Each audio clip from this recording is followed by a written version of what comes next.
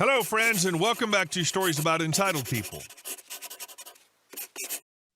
Let's dive into this holiday madness story that involves a drugstore photo counter, 173 prints, a coupon-obsessed couple, and an alleged lawyer who couldn't handle basic math. But before we begin, best way to support our channel is to leave comments, like, and subscribe with a turned-on bell so you don't miss the new video every single day. Here we go. "I'm a lawyer," said the guy fighting over a $1 coupon. "I work in a drugstore that also has photo printing services. This incident happened a few weeks ago during peak holiday season. A lady and her husband come in to use the self-service photo kiosk and prints off, we'll say 173 photos. While they're printing, she shops around while her pictures are printing and picks out one item. I don't remember what it was, but we'll say it was a chapstick. It was something less than $4. Once her photos are done printing, she brings the pictures plus her chapstick up to the counter and hands me a coupon for $1 off healthcare items. Now, we're really busy, and the way our system works, you have to scan a barcode for 4x6 photos and enter the quantity to make the system calculate the total. The max you can enter is 99, so if it's more than 99, you have to scan it a second time and do the math manually to calculate the difference. There's a huge line, so I really don't feel like taking the extra 5 seconds to figure it out. Usually when I do this, I err on the side of caution and intentionally undercalculate by a couple photos to avoid someone coming back and saying I overcharged them. So I scan it once for 99, then a second time for like 40. I admit this was my mistake, but it was the holidays and I was feeling generous. Shouldn't have done that. I scan the chapstick and the coupon rejects because chapstick doesn't qualify as a healthcare item. I explain that we can't use that coupon, and her husband immediately says very aggressively, "I am a lawyer. If you're going to make coupons like this, they need to specify what qualifies and what doesn't, blah, blah, blah." I'm like, okay, no problem. We'll override that for you. So I void the transaction and re-ring it. But this time I take my time to make sure I ring them for exactly the amount of photos they got. I override the coupon and I tell them the total, which is now like $4 or $5 more than their previous one. I explain what I did on the previous transaction and that I did that because I was in a hurry, but for the sake of accuracy, I've done everything correctly this time. They huff a little and leave. I go on about my day. About an hour later, the wife comes back and says her total doesn't seem right. I'm like, okay, let's take a look at the receipt. We go over it together, and I say, okay, you got 173 photos. They're 39 cents each. I punch it in the calculator. That equals XX, plus your chapstick, which was $3.29, minus your $1 coupon. That makes your total XX. She says, "Ha, but you charged me more than that. See?" She points at her total. "Yes, ma'am, that's tax, which is calculated at 7%. I enter that into the calculator, and we get the exact amount on her receipt. She's looking really confused. She frowns and she says, that still doesn't seem right. Sorry, can't teach you math. But let me tell you again, I will never cut corners to help someone out again. It's funny because they would have saved money if they hadn't made a fuss.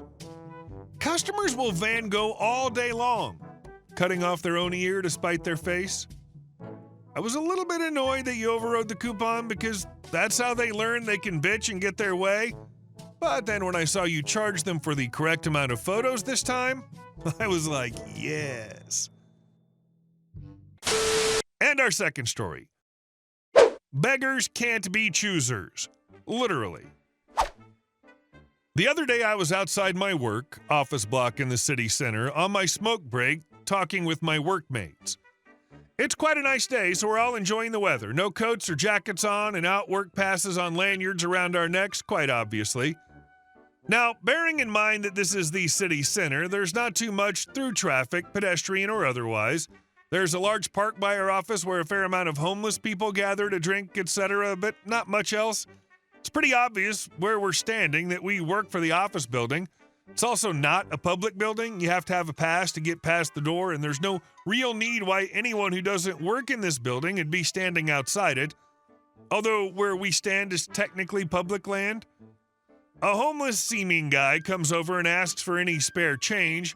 We didn't have any cash and told him that. He then asked if we could spare a smoke, All my friends do the obligatory pat down and excuses of last cigarette, etc. I feel kind of bad for the guy as he was polite upon asking, and there really isn't anything worse than not having a smoke when you're craving one, so offered him mine.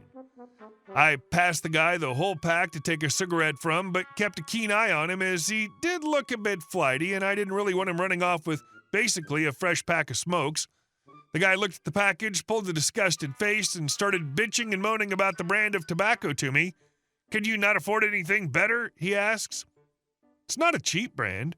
My friend and I exchanged a look of, "Is this guy serious?" And I shrugged and told him, "It's what I like, I guess." He then asked me if I had any other cigarettes he could have instead.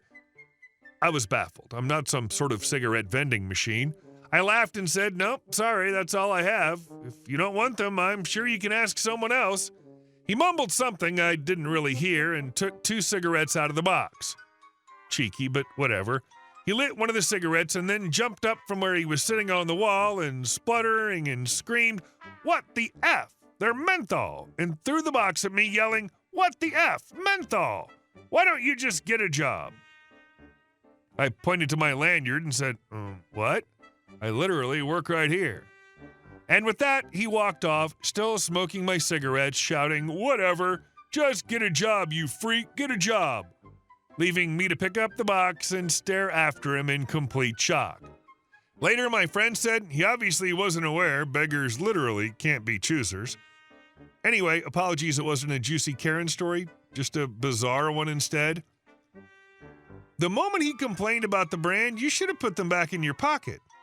And since he doesn't want them, and turned back to talk with coworkers, ignoring that guy.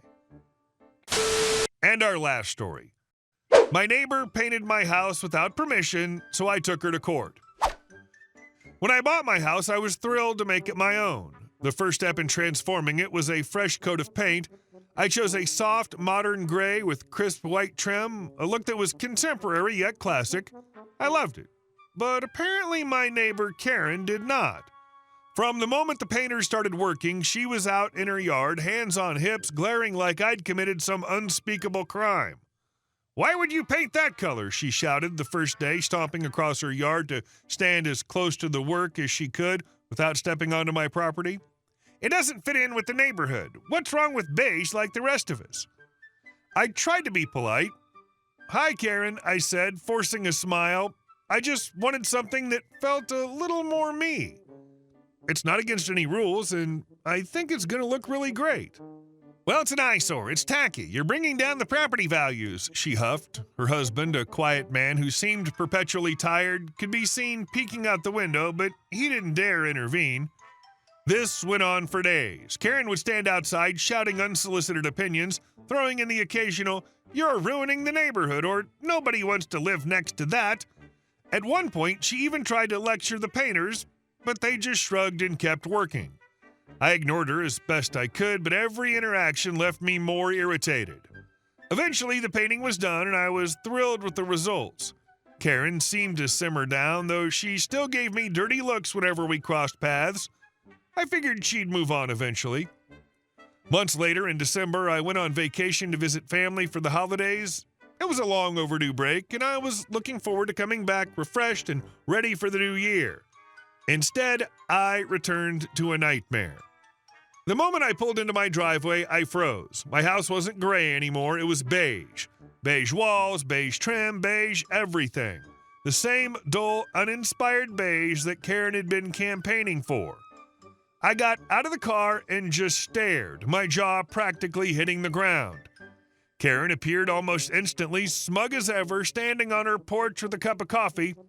"I did you a favor," she called out. "Now your house doesn't stick out like a sore thumb. You're welcome." It took me a second to even find words. "You what?" I finally managed to sputter. "You painted my house? Are you insane?" Karen shrugged like it was no big deal. "Well, you left it looking like some modern art experiment gone wrong. Someone had to fix it." I was furious.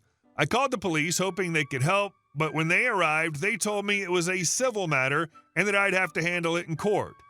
Karen stood in her driveway the whole time, smirking like she was untouchable. I wasn't about to let her get away with it.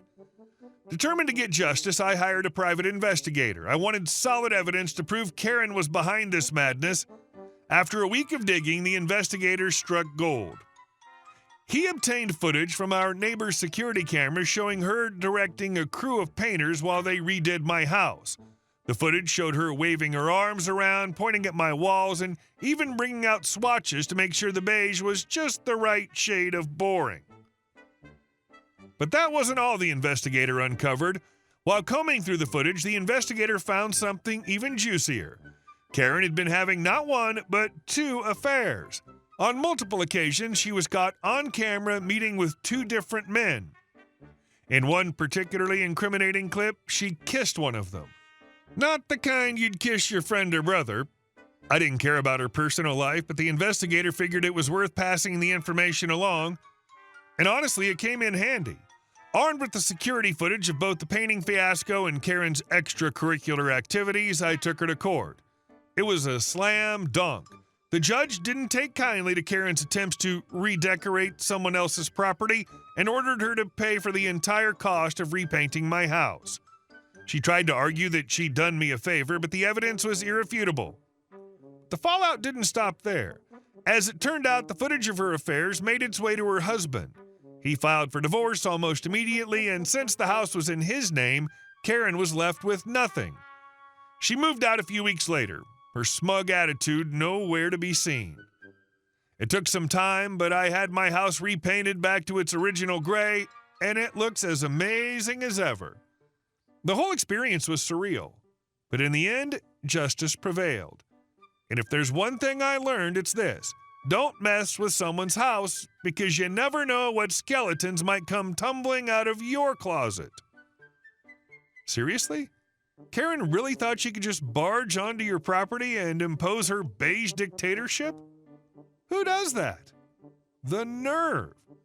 But in the end, she got what she deserved. And I'm okay with that ending. Great job, OP. Hey guys, thank you all for watching the video. I'll see you in the next one.